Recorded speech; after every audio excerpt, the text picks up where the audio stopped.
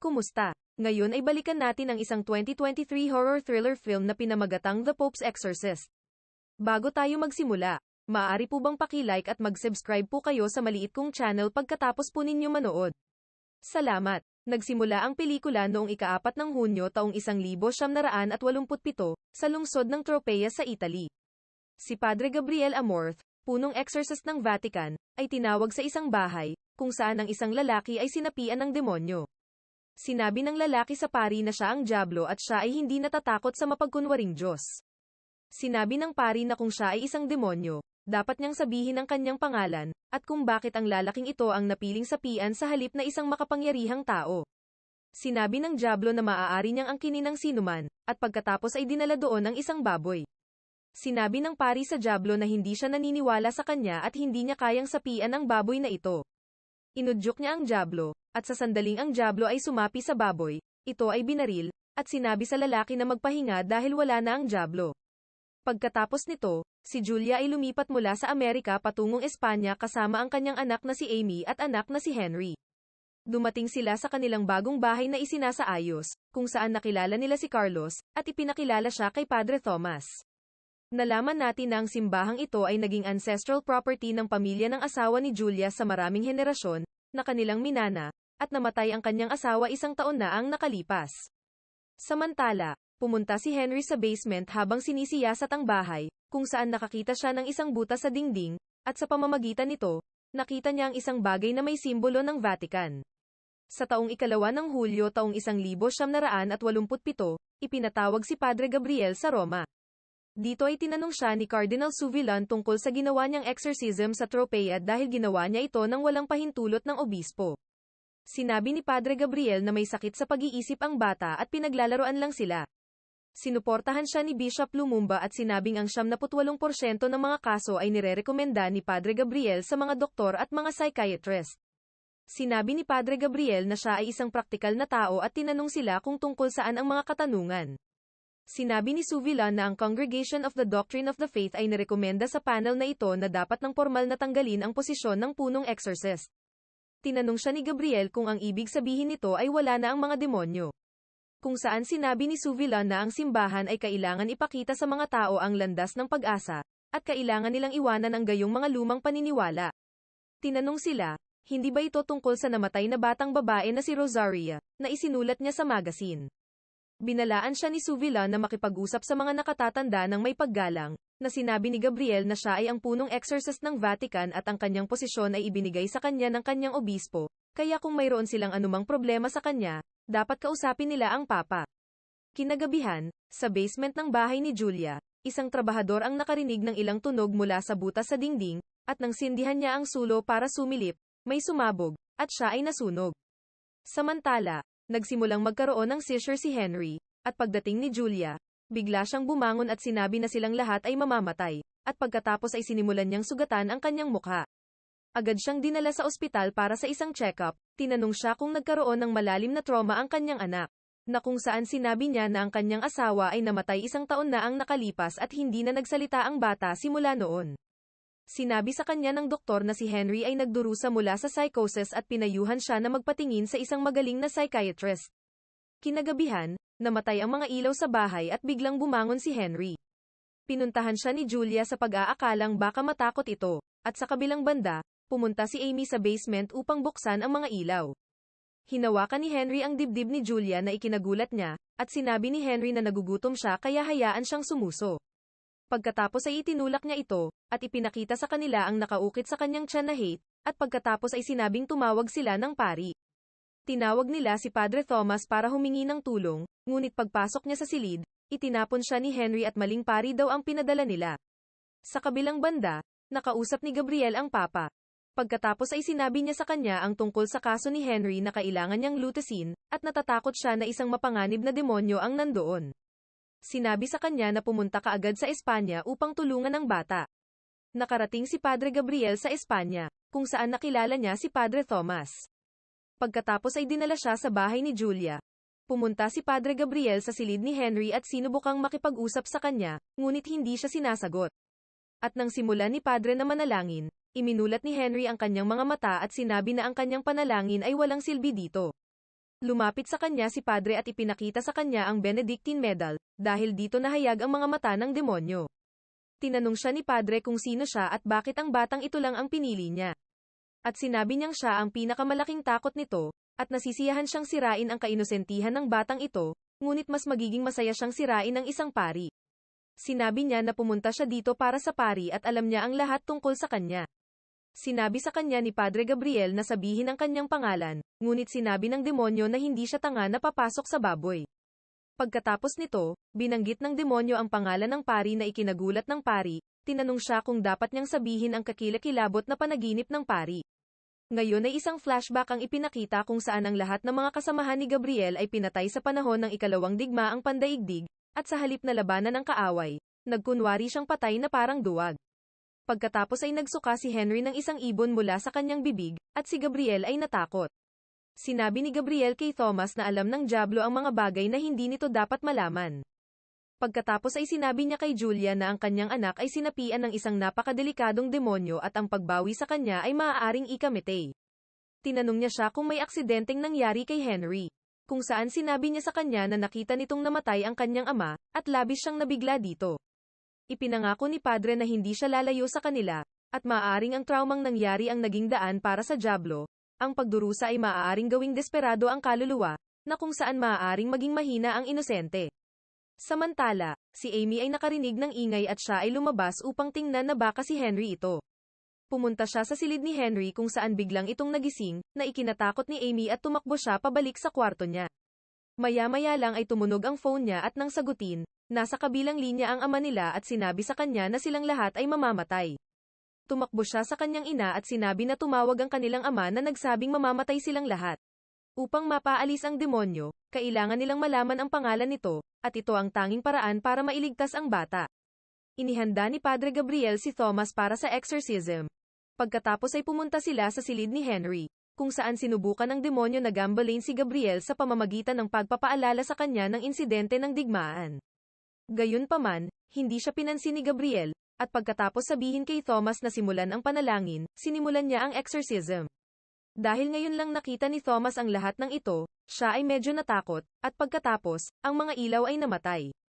Kumuha si Gabriel ng lighter at sinindihan, nang biglang, sumulpot si Rosalia sa harap niya at sinabing hahanapin siya ng kanyang mga kasalanan. Sinabi ng pari na ang kanyang mga kasalanan ay napatawad na. At sinabi ng babae, ngunit hindi mo mapatawad ang sarili mo, at siya, na pinahintulutan niyang mamatay. Tinanong ang pari kung bakit hindi siya naniwala sa kanya at ngayon siya ay nasa impyerno. Pagkatapos ay nahulog siya sa kama. Bumangon si Henry at tinanong siya kung nag-enjoy ba siya. Isiniwalat ng demonyo ang kasalanan ni Thomas tungkol kay Adela at kung gaano kalaki ang respeto ng pamilya kay Thomas noon, ngunit kinangkang niya ang kanilang anak na babae. Ikinagalit ito ni Thomas at sinubukan niyang sakalin si Henry, ngunit ipinaliwanag sa kanya ni Gabriel na ito ay panlilin lang ng dyablo. Sinabi ni Thomas kay Gabriel na gusto ni Adela na umalis siya sa pagkapari, ngunit wala siyang balak gawin ito, kaya kinailangan niyang magsinungaling. Tinanong siya ni Gabriel kung nagsisisi ba siya sa ginawa niya, kung saan sinabi niyang oo, at nanalangin si Gabriel sa Diyos na patawarin ang kanyang mga kasalanan. Pagkatapos ay sinabi sa kanya ni Gabriel ang tungkol kay Rosaria, ang batang babae na hindi niya nailigtas, at ang demonyong ito ay nililin lang siya sa kanyang mga alaala. Napagtanto niya na hindi si Henry ang gusto ng dyablo, at iba ang intensyon nito. Sinabi ni Gabriel na pupunta siya sa parke dahil may nakita siya doon at sinabihan si Thomas na bantayan si Henry. Sa parke, nakita niya ang selyo ng Vatican at naalala ang sinabi ng Papa na nagkaroon noon ng problema ang simbahan. Samantala, bumaliktad ang krus sa kwarto ni Julia, at isang kamay ang yamakap sa kanya, at sa sandaling magising, ay sinimulan siyang hilahin pailalim sa kama. Si Thomas ay nagbabasa ng mga panalangin nang tawagin siya ni Henry. Habang papalapit, ay biglang nagising si Henry at kinagat ang kanyang tenga, at sinabi na walang makakatakas dito ng buhay. At si Amy ay inihagis ng hindi nakikitang puwersa mula sa kanyang kama, natakot siya at nagkulong sa aparador, ngunit kahit doon, siya ay inaatake. Nakita ni Padre Gabriel ang isang balon sa ilalim ng Vatican Seal, at nang maghulog siya ng nasusunog na papel para tingnan ang nasa loob, ay biglang sumabog. Pagbalik niya sa bahay, narinig nila ang mga hiyawan ni na Julia at Amy, at sinabi kay Thomas na tingnan si Amy. Pumasok si Gabriel at tinulungan si Julia. Pagkatapos nito, pagdating niya para tulungan si Amy, nakita niya na may umaatake kay Amy. Nagdasal siya na iwan si Amy sa pangalan ng Diyos at pinalayas ang demonyo. Dinala sila sa simbahan, dahil ang bahay ay hindi ligtas. Pagkatapos, isinama ni Gabriel si Thomas upang ipakita ang balon at nakita ni Thomas na mayroong selyo ng mga Espanyol sa loob nito. Pumunta sila sa basement, kung saan nakita nila ang sirang pader, at sa likod nito, nakita nila ang selyo ng Vatican. At nang magsimula si Gabriel na sirain ang pader, ay nagising ang dyablo. Pagkatapos ay nakahanap sila ng lihim na silid, at sinabi kay Thomas na ito ang lagusan ng kasalanan. Nang makita ang singsing ng bangkay na nakatago sa gitna, sinabi niya na ito ang Cardinal, tagapagtanggol na siyang huling pag-asa ng simbahan. Sinabi rin niya na hindi ito ikinulong, ngunit ito ay para sa kanyang proteksyon at ito ay ginagawa kapag nabigo ang exorcism upang siya ay maging ligtas mula sa mga tumetakas na dyablo, at ibaon ang lihim na ito magpakailanman. Samantala sa Roma, sa kanyang pagsisiyasat, nakahanap ang Papa ng liham mula sa Cardinal na nagsasabi ng kanilang lubos na ikinatatakot. Isang malakas na demonyo ang sumakop sa abi ng San Sebastian, at dapat siyang ilibing magpakailanman. Nabigo ang lahat ng pagtatangka ng exorcism. Si Satanas ang pumalit sa lugar, at hindi pa sila nakakita ng ganang kalakas na demonyo, at habang nagbabasa, ay inatake sa puso ang Papa. Dinala siya sa ospital, kung saan sinabi ni Pope kay Bishop Lumumba na ipaalam kay Gabriel, at tinanong siya ni Sullivan kung anong problema ang ipinasok ni Gabriel. At biglang, sinukahan siya ng dugo. Kinuha ni Padre Gabriel ang susi sa tiyan ng Cardinal Protector at sinabi kay Thomas na buksan ang pinto. Pumasok sila sa tunnel kung saan mataas ang sulfur content. Nakita nila doon ang bangkay ni Padre Ojido, isa siya sa mga pinakadakilang exorcist noong panahong iyon. Kinuha nila ang isang libro na may tanda ng Spanish court. Sa aklat na iyon, nalaman nila na ang diablong ito ay sinapian ng maraming tao sa loob ng maraming siglo. Noong 1475 sinapian din ng dyablo ang pari, at kung anuman ang mga nangyari noon, ang lahat ay gawa na ng dyablo, at dapat malaman ng Vatican ang tungkol dito. Dito nila naintindihan kung bakit sinabi ng dyablo na hahanapin siya ng kanyang kasalanan at ang pagsasaayos ang magpapalaya sa dyablo. Pagkatapos noon, ang demonyong ay nakulong sa underworld kasama ang kanyang 200 anghel. Lahat sila ay inilibing sa impyerno, at ang simbahang ito ay isa sa mga kahabag-habag na lugar. Sa simbahan, ay nagising si Julia na wala si Amy, kaya bumalik siya sa bahay. Nadatnan niya si Amy na nakaupo sa tabi ni Henry, at sabay nilang sinabi na ayos lang si Henry. Sinabi ni Julia kay Amy na umalis, ngunit galit na tumanggi si Henry. Sinubukan ni Julia na ilayo si Amy, ngunit itinapon siya ng dyablo at sinimulan siyang sakalin. Kinuha din ng dyablo si Amy at inikat ang ulo nito. Samantala, nang malaman ni Gabriel na ang pangalan ng dyablo ay Asmodeus, sumigaw ng malakas ang demonyo. Dito rin nakalaya sina Amy at Julia at agad na tinurukan ni Amy ng pampakalma si Henry na dinala ni Julia, dahilan para mawalan ito ng malay. Sinabi ni Gabriel na ang dyablo ay gumawa ng masasamang bagay sa pamamagitan ni Ojeda, at gusto niya gawin muli ang parehong bagay sa pamamagitan niya. Gayunpaman, ngayon, alam na nila ang kanyang pangalan, kaya maaari nilang talunin ito at iligtas ang bata. Pagkatapos ay ipinagtapat niya na noong panahon ng digmaan, siya ay naging isang rebelde, at marami sa kanyang mga kaibigan ang napatay, ngunit nakaligtas siya. At pagkatapos ay naisip niya na gugulin ang kanyang buhay sa paglilingkod sa Diyos. Ngunit nang pumunta siya para sa exorcism ni Rosaria, hindi siya naniwala sa kanya. Sinabi sa kanya ni Rosaria na ang dyablo ay ginagalaw siya sa gabi, at nang tinanong siya kung ano ang itsura ng dyablo, sabi niya ay katulad niya, at pagkatapos ay kumain siya ng buhay na ibon. Hindi siya sinasapian kundi ito ay may sakit sa pag-iisip, kaya binigay niya yung kaso sa iba ngunit nagpakamatay ito sa harap niya. Pagkatapos ng kanyang pagkamatay, nakarinig siya ng mga usapang sekswal na pang-aabuso na pinagtakpan ng Vatican City. Pagkatapos ay bumalik sila sa bahay para sa exorcism, at sinabi ni Gabriel sa kanila na gagamitin ni Satanas ang kanilang kasalanan laban sa kanila, kaya huwag maniwala sa lahat ng kanilang makikita at maririnig. Pumunta sila sa silid ni Henry, kung saan ganap na siyang sinapian ng dyablo. Sinimulan nila ang exorcism, ngunit sinabi ng dyablo na walang saysay ang pagkumpisal niya sa Diyos, sapagkat siya ay dapat nangumpisal kay Rosaria. Nakita ni Gabriel si Rosaria na nakasabit ng patiwarik, at sinubukan niyang kumbinsihin ang sarili na hindi ito katotohanan. Sinubukan ng dyablo na gambalain si Thomas sa pamamagitan ng pagpapakita sa kanya ni Adela, ngunit sinabi sa kanya ni Gabriel na manalangin. Kinuha ngayon ni Gabriel ang pangalan ng dyablo at sinabi sa kanya na iwanan ang bata, magkasama nilang sinimulan ang pagbigkas ng mga panalangin, na nagpahina sa dyablo at siya ay nahimete pagkatapos sumigaw ng malakas. Nalaman nila na sinapian na ng dyablo si Amy, at umakyat sa pader. Tumalon siya sa harap ni Julia, at sinabi ni Henry kay Gabriel na tuparin ang kanyang hiling. Ngunit nang sabihin niyang hindi, sinimula ni Amy na salakayin si Julia, at nang subukang iligtas siya ni Thomas, ay ibinitin siya ng dyablo. Sinabi ng dyablo na ang lahat ng ito ay nangyayari dahil sa kanya at dapat na siyang magpasya sa lalong madaling panahon. Sumang-ayon si Gabriel, pagkatapos ay sinimulan siyang saniban ng dyablo at pinalaya ang lahat. Tinanong siya ni Thomas kung bakit niya ginawa ito, ngunit inutusan siya ni Gabriel na agad na ilikas ang mga bata. Sinabihan sila ni Thomas na umalis na, at okay na si Henry ngayon. Nakikipaglaban si Gabriel sa demonyo at sinasabing hindi niya ito mauutusan, at pagkatapos ay nagbigti siya. Ngunit hindi siya hinayaan ng demonyo na magpakamatay at iniligtas siya.